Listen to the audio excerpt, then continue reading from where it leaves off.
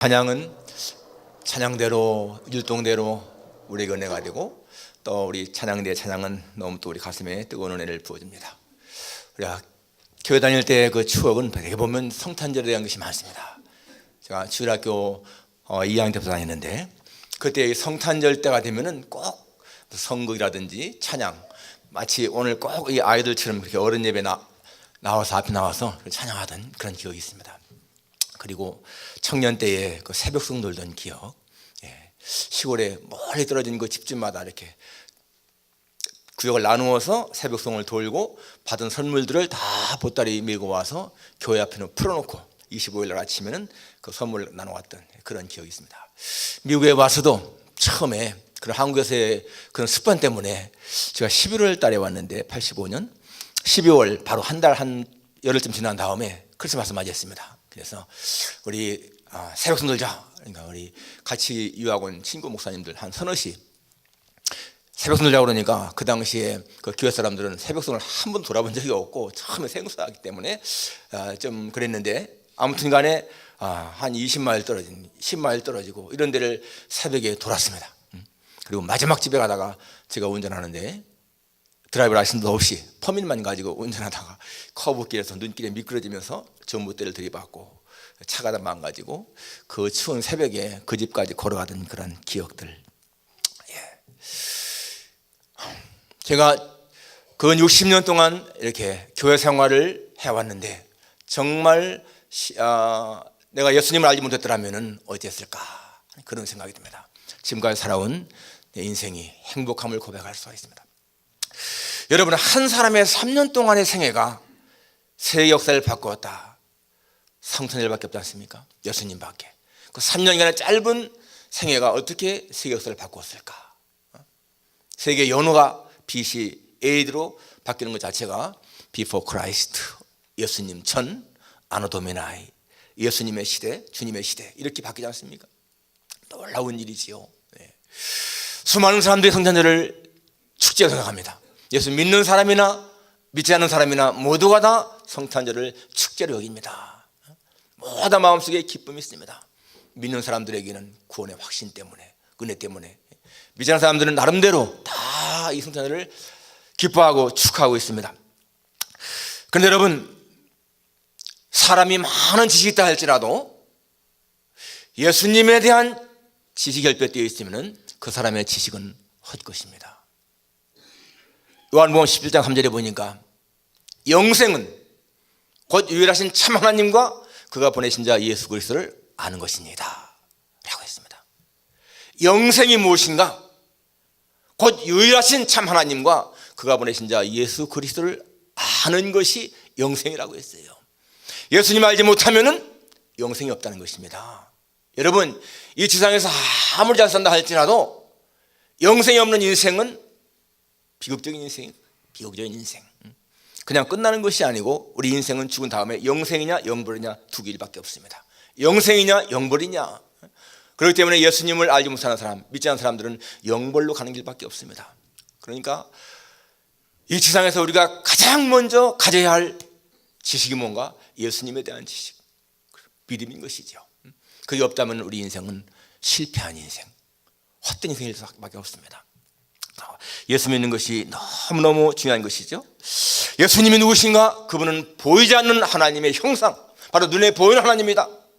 그분은 하나님의 아들이시고 우리의 구속주이시고 만왕의 왕이시고, 그분을 통해서만 하나님에 갈 수 있다, 나의 구주다, 이런 확신이 먼저 우리 마음속에 있어야 하는 것입니다.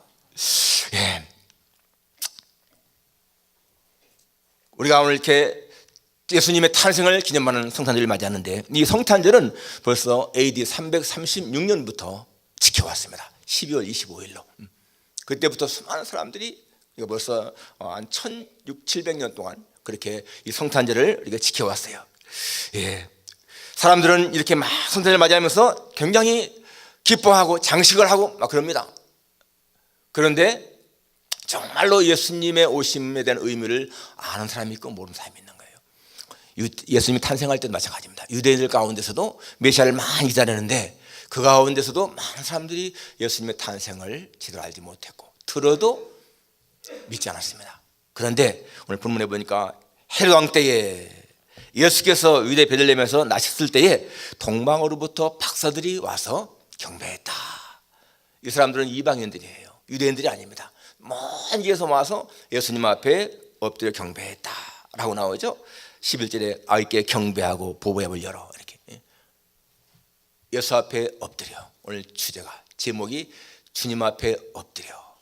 바로 이 동방박사들이 엎드리던 그 자리에 여러분과 저도 같이 엎드릴 수 있기를 바랍니다. 주님 앞에 엎드려 무엇을 했는가? 첫째는 왕이신 예수님께 마음을 다하여 경배했다고 했습니다. 오늘 1절에 보면 2절에 유대인의 왕으로 하시니가 어디에 계시냐? 우리가 동방에서 그의 별을 보고 그에게 경배하러 왔노라. 유대인의 왕이 어디 계시냐? 우리가 경배하러 왔다.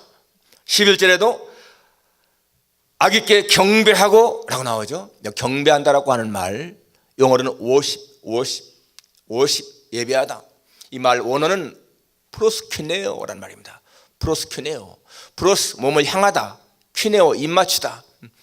이것은 그 당시에 많은 우상들 섬기는 사람들이 이 신상에 입맞추는 그 행위였어요.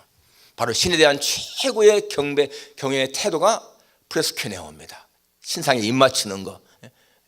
그래서 프레스큐네오, 워십, 경배하다. 근데 이게 헬라 말로는 무릎 꿇다, 부복하다, 엎드리다, 경배하다, 그런 뜻이거든요. 그래서 이 박사들이 와서 엎드려 경배했다. 여러분, 그 박사들은 굉장히 지식도 많은 사람들인데 어떻게 아기한테 절하겠습니까?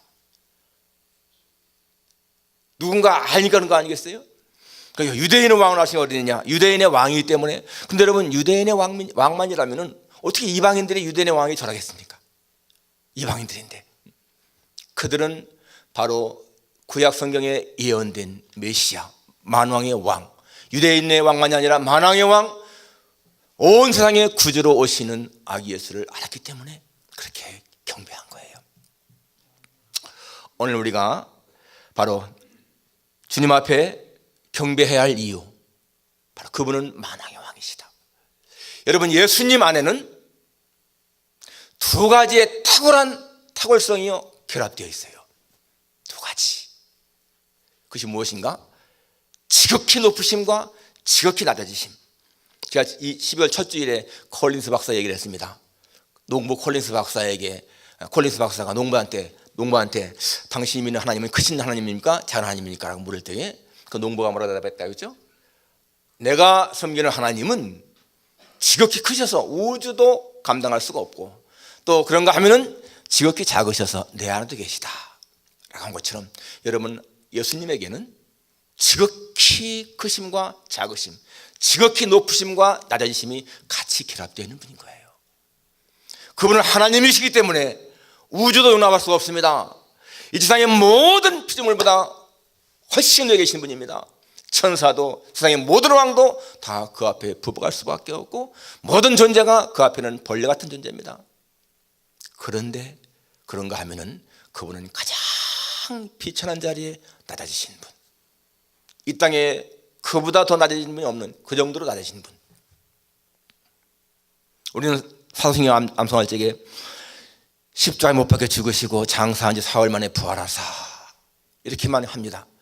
그런데 영어는 그렇지 않다 그랬죠. Was crucified, dead and buried. 묻히시고 He descended into hell. 지옥에 내려가셨고 The third day He rose again from the dead. 죽음 다시 일어나셔서 He ascended into heaven. 하늘에 오르셨다. 여러분, 예수님은 하늘 보좌에서부터 저 지옥 밑바닥까지 전체를 다 아우르신 분인 거예요. 그러니까 지상의 어떠한 존재보다도 높으신 분이시고 지상의 어떠한 자보다도 낮아지신 분, 그분이 예수님인 거예요. 그렇기 때문에 그분은 지상의 어떠한 존재도 다 포용할 수가 있고 지상의 어떠한 존재를 위해서도 죄를 다 속해줄 수 있는 그런 분이십니다. 우리가 예수님에 대한 이러한 것을 안다면요, 왜 예수님을 죄인의 친구라고 하는지, 왜 만왕의 왕이라고 하는지 알아지잖아요. 예수님은 그렇게 위대하신 분이면서도 가장 낮으신 분. 예수님은 세상의 모든 사람들 다 합친 것보다 더 큰 영향을 끼치신 분. 그렇지 않습니까, 여러분? 예수님은 세상에 사는 수십억의 사람들이 다 합친 것보다 더 큰 영향을 끼치신 분인 것을 알 수가 있습니다. 그런데 바로 예수님이 오셨을 적에 여러분, 유대인들이 아니라 이방인들이 와가지고 경배했다. 지금 이방인들이 와서 유대인 왕을 아시가 어디 있느냐라고 할 적에 왕이 대제사장들과 백성의 서견들을 모아서 그리스도가 어디서 나겠느냐 하고 물었습니다. 그랬더니 그들이 말을 하기를 5절에 베들레헴이니 이는 선자로 이렇게 기록된다. 유대 땅 베들레헴아, 너는 유대 골 중에서 가장 작지 아니하도다. 내게서 한 다스리는 자가 나와서 내 백성 이스라엘의 목자가 되리라. 그들은 지식은 다 덜덜덜 외웠습니다.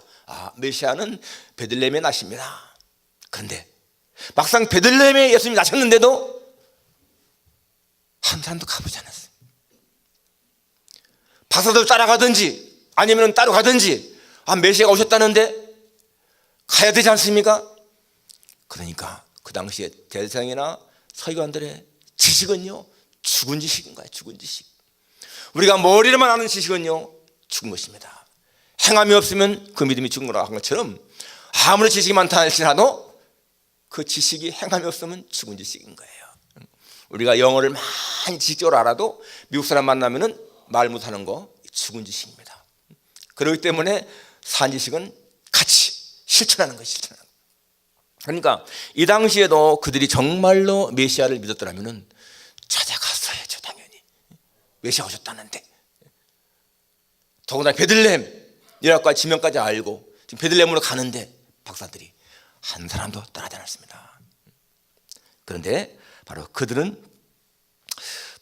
박사들은 간 거예요. 요한복음 1장에 보니까 자기 땅에 오매 자기 백성이 영접하지 아니하였으나 영접하는 자 곧 그 이름을 믿는 자들에게는 하나님의 자녀가 되는 권세를 주셨다. 자기 땅에 오셨는데도 자기 백성들은 거절했습니다. 예수님이 자기 고향에 있을 적에 고향 사람들이 예수님을 다 배척했습니다.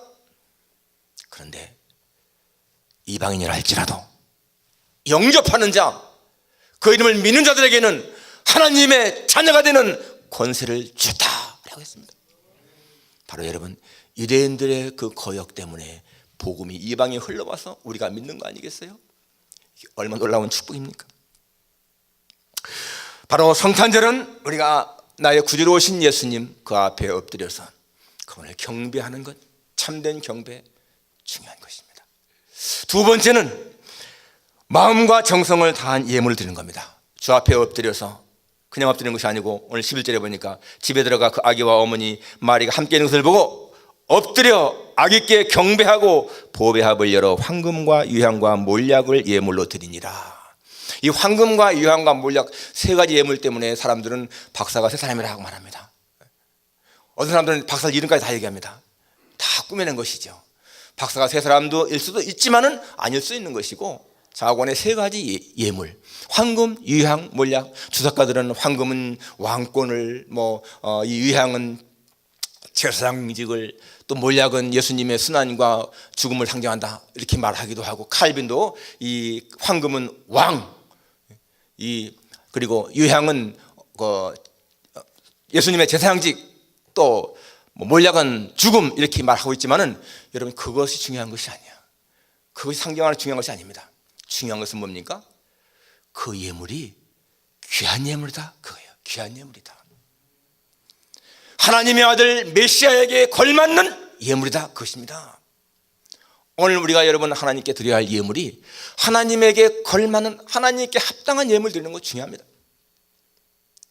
전에 여러분 미국의 대통령이 취임할 때에 그 취임식 만찬에 참여한 그 티켓 한 장이요, 제일 싼 것이 10만 불, 그리고 비싼 것은 25만 불이었습니다. 그저 만찬 한 자리에 대통령 취임식 만찬 참석해서 같이 식사하는데, 먼 발치에서 그냥 대통령 바라보고 같이 식사하는데 10만 불에서 25만 불. 여러분, 그런데도 많은 사람들이 그거 티켓을 못 사가지고 안타까워했잖아요. 아마 100만 불이라도 갈 사람이 있었을 거예요. 100만 불이라도. 부자들이 많으니까. 왜 그렇습니까? 영광스러운 자리니까. 영광스러운 자리니까. 내가 대통령과 같이 한번 식사한다. 이게 너무 영광스러우니까 25만 불 내고도 가는 거예요. 근데 여러분, 만왕의 왕이신 예수님의 탄생을 축하하는 자리에 나오면서 우리가 빈손으로 나온다. 있을 수가 없는 거잖아요. 정말 우리가 주님 앞에 합당한 그러한 예물을 준다고 있는 것인가? 여러분, 나는 돈이 많지 않습니다. 그 중요한 것이 아닌 거예요. 예수님은 아십니다. 여러분이 어떤 존재인지 어떤 형편인지 아십니다. 과부의 두 렙돈을 가장 귀하게 여기신 예수님을 생각해 보세요. 사람은 예물을 보지만은 하나님은 중심을 보시는 분이기 때문에 여러분 가진 것이 없으면요, 없는 대로 드리는 거예요. 어떤 사람은 10불을 바쳐도 하나님이 많이 바쳤다, 착하다 하는 사람이 있는가 하면은, 어떤 사람은 100불을 바쳐도 하나님 마음에 섭섭함이 있을 사람이 있다는 거예요. 여러분, 우리는 하나님께 받은 은혜대로 믿음의 분량대로 드리면 되는 거예요. 저 사람이 500불 했으니까 나도 500불 한다, 그런 차원이 아니고 내게 주신 것대로. 중요한 것은 뭡니까? 하나님의 마음이 섭섭하지 않게. 여러분, 큰일 치렀을 적에, 혹시 결혼식이나 아니면 이렇게 초상을 치렀을 적에 누군가가 손님이 왔을 적에요, 그 축의금이나 조의금을 냈는데 내가 예상했던 것보다 많이 한 사람이 있습니다. 그 사람에게는 고맙다 느낀 사람이 있는가 하면은, 내가 예상했던 것보다 적게 내는 사람이 있어요. 그죠? 이 사람은 이 정도가 아닌데, 그런 사람은 어떻습니까? 마음이 좀 섭섭하잖아요. 그렇습니다. 제가 1996년도에 우리 이인재 목사님 90회 장치, 생신잔치를 저희 교회에서 했지 않습니까? 이때 영빈관에서. 그때 목사님들이 많이 왔습니다. 근데 대개 어떤 목사님들은 다 이제 얼마큼 이렇게 축의금을 보내잖아요. 근데 어느 분이 낸 그 축의금이 내가 생각할 적에, 목사님 이건 진짜 너무 참 적다. 그게요, 20년이 지났는데 안 잊어버려지는 거예요. 내일도 아니고 우리 이인재 목사님 그 당시에 90회 잔치에 드린 그 예물인데 어떻게 목사님이 이렇게 했을까? 그런 마음이요, 지금도 남아있어요. 나는 우리가 하나님 앞에 예물 드릴 적에 진짜 그렇게 하나님 느끼시나 어떨까? 귀한 예물이 아니죠. 여러분, 우리 하나님 앞에 예물 드리는 삶이 진실돼야 돼, 진실. 그런데 예물만 크다고 해서 좋은 것이 아닙니다. 이사야 시대에 그 백성들은 많은 수양, 수송아지, 염소, 피 드렸습니다. 그런데 하나님은요, 나는 수염소, 수양의 피 기뻐하지 않는다. 너의 무수한 재물이 무엇이냐? 내게 보이러 오는구나. 누가 여기서 요구했느냐? 내 마당만 밟을 뿐이니라. 헛된 재물을 다시 가져오지 말라. 그 많은 재물들이요, 하나님이 헛된 재물이라고 했습니다. 왜냐하면 그들 마음이 하나님을 향해 있는 것이 아니에요. 송아지를 잡아 바치고 염소를 잡아 바치고 바치긴 바치는데 그 마음이 멀어진 거예요. 그저 보이러 왔다는 겁니다. 보이러. 혹시 여러분이 그냥 내가 교회 안 나가면은 좀 그러니까 그냥 보이러, 그런 자세 나온다면 하나님이 기뻐하지 않는 거예요. 보이러 나오는 것, 사람에게 보이려고 나오는 것. 여러분, 가인과 아벨의 제사 차이가 뭐예요? 양을 바치고 곡식을 바치고 차이가 아닙니다. 재물 차이가 아닌 거예요. 드리는 그 사람들의 마음, 자세, 태도, 그 차이였습니다. 여러분, 우리가 예물을 드릴 적에 하나님을 경외하는 자와 그렇지 않은 자의 예물 자체도 그렇고 태도가 다른 거예요. 예배 드릴 때 여러분, 그 예배 드리는 자의 태도 속에서 우리는 그가 얼마나 하나님을 경외하는지 알 수가 있습니다. 여러분이 예배 드리는 태도 속에서, 말씀 듣는 태도 속에서 얼마나 하나님의 은혜를 삼하고 있는지, 얼마나 하나님을 사랑하는지, 정말 예배를 중시하는지, 아니면 그냥 때우는 예배인지 표가 나는 거예요. 정말 중요한 태도, 에티튜드 중요합니다. 제가 강조하잖아요. 빌립보 2장 5절, 너희 안에 이 마음을 품으라. 곧 그래서 예수의 마음이니, 이 말은 영어로 하면은 Your attitude should be the same as that of Christ Jesus. 당신의 태도는 예수님의 에티튜드와 같아야만 한다. 그 사람의 눈빛 속에서, 그 사람의 몸가짐 속에서 하나님을 향한 태도가 보이는 거예요. 우리는 예배드릴 적에 정말 하나님 앞에 최선을 다하는 자세가 필요합니다. 예배의 성공자가 인생의 성공자 기억하세요. 여러분들은 정성을 다했다고 생각하는데 하나님이 외면하신다면 그것은요 실패한 예배인 것이고 예배의 실패자입니다. 예배의 실패자는 예배를 통해서 기쁨을 누릴 수가 없습니다. 예배의 성공자는 예배를 통해서 기쁨을 누리는 사람인 거예요. 만족이 있습니다. 그 안에 평강이 있는 거예요. 그렇기 때문에 여러분, 한 번의 예배가요 우리의 인생을 변화시키는 겁니다. 예배를 중시하는 사람 인생의 성공자인 거예요. 오늘 이 박사들이 와서 엎드려 경배하면서 중요한 귀한 황금 유황 몰약 드렸다. 하나님 앞에 귀한 것 드리지 못하는 인생은요 사실은 자신을 속이고 속고 속이는 자입니다. 갈라디아서 6장 7절에 보니까 스스로 속이지 말라. 하나님은 업신여김을 당하지 아니하노니 사람이 무엇으로 심든지 그대로 거두리라. 무엇을 심든지 그대로 거둔다.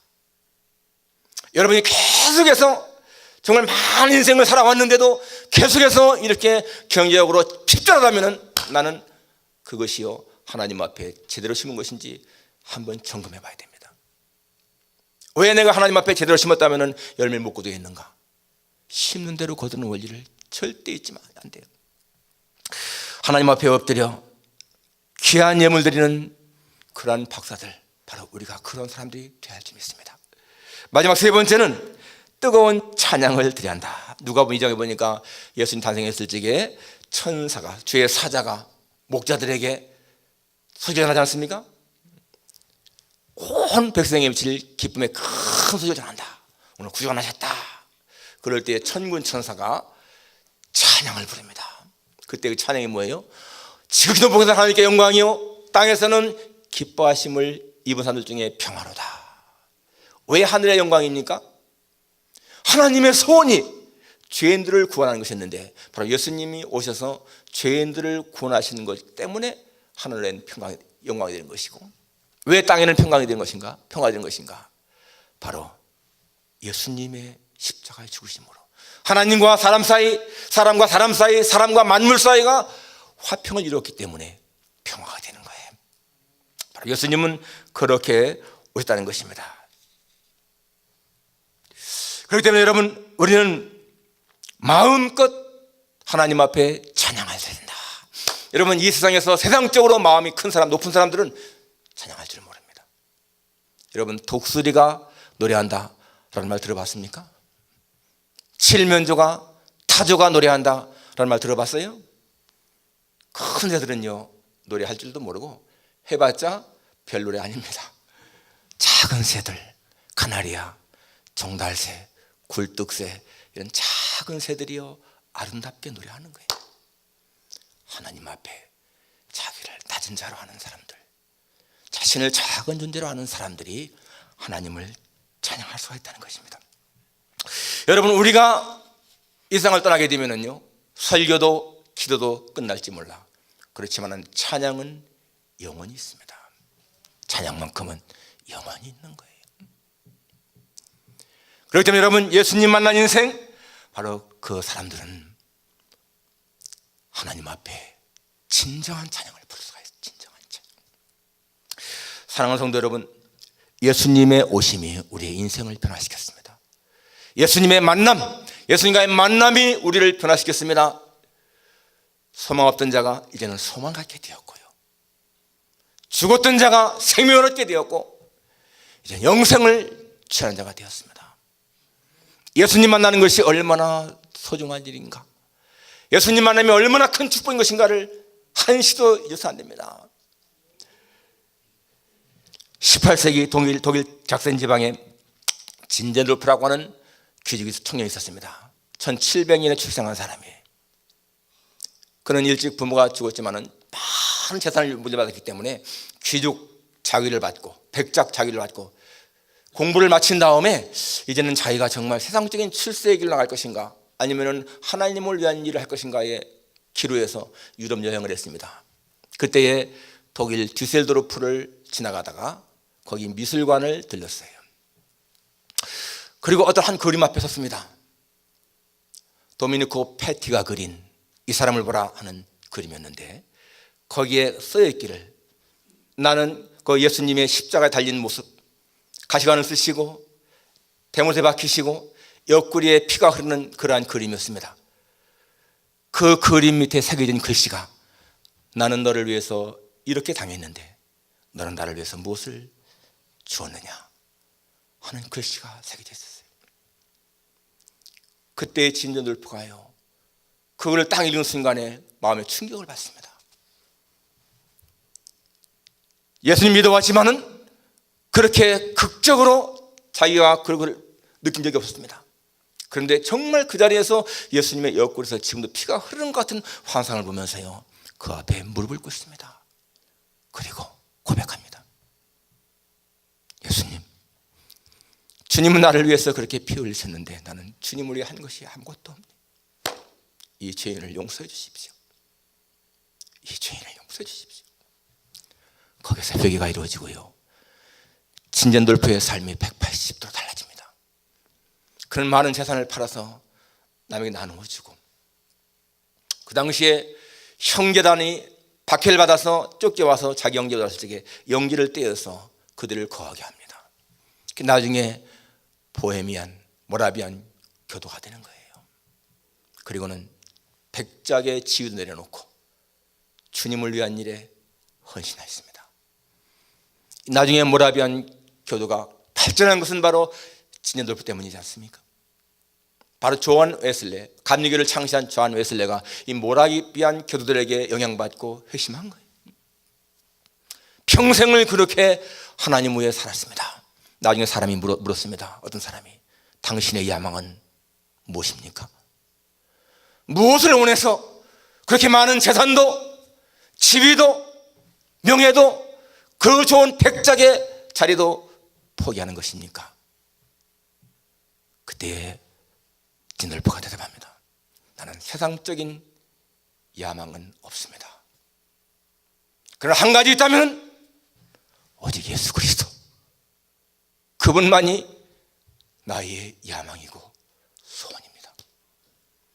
예수 그리스도, 오직 그분만이 나의 야망, 나의 소원이라는 거예요. 내가 그분을 위해서라면 나의 모든 것을 바쳐도 아까움이 없습니다. 여러분, 사도 바울의 고백 아닙니까? 내가 달려갈 길을 마치고 믿음을 지켰으니, 또는 내가 주에서 받은 사명 곧 하나님의 은혜의 복음 증언을 마치냐면은 나의 생명을 조금도 귀한 것으로 여기지 아니하노라. 이 세상에 수많은 사람들이 세상적인 야망은 다 내버리고 오직 예수 그리스도 그 한 분만을 위해서 살다가 죽었습니다. 여러분, 그 사람들은요, 세상이 감당할 수 없는 행복자들이, 그들만큼 행복한 사람들이 없습니다. 오직 예수님만을 의지해 살아간다면 그 사람들만큼 행복한 사람들이 없습니다. 세상에 천만금을 갖다 주어도, 모든 지위 다 갖다 주어도 비교할 수 없는 예수 그리스도, 바로 그 안에 지혜와 지식의 모든 보화가 있기 때문에 우리는 예수님 때문에 모든 것을 포기할 수 있는 믿음이 있어야 할 줄 믿습니다. 오늘 예수님 앞에 엎드려 내가 무엇을 할 것인가, 그분의 이름을 찬양하십시오. 정말 귀한 마음으로 경배하십시오. 그리고 귀한 예물을 그분 앞에 드리십시오. 그리고 뜨거운 가슴으로 찬양하십시오. 우리가 이렇게 성탄절을 맞이할 수 있기를 주님의 이름으로 축원합니다. 기도하겠습니다. 아버지 하나님, 죄로 죽었던 저희들이 살 수 있는 길은 이 땅에 어떠한 것도 없었는데 바로 독생자 예수님을 보내주셔서 그분의 피 흘리심을 통해서 우리가 구원받은 이 사실이 너무도 행복하고 너무도 감사합니다. 이 성탄주일에 다시 한번 하나님의 은혜를 기억하며 우리 모두가 다 주님 앞에 엎드려 경배를 드립니다. 예물을 드립니다. 찬양을 드립니다. 받아 주옵소서. 우리의 평생 다할 때까지 주님으로 만족하며 주님 한 분을 나의 야망으로, 나의 소원으로, 목적으로 삼고 살아가는 우리 모두가 되게 해 주옵소서. 예수님의 거룩하신 이름으로 기도하옵나이다.